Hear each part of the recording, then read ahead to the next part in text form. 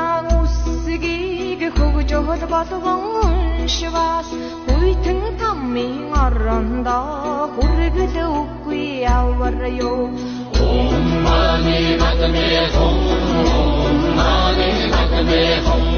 Om mani padme hum Om mani padme hum Ачт зургаан үсгийг айлан шүлэглэн уншвас 18 там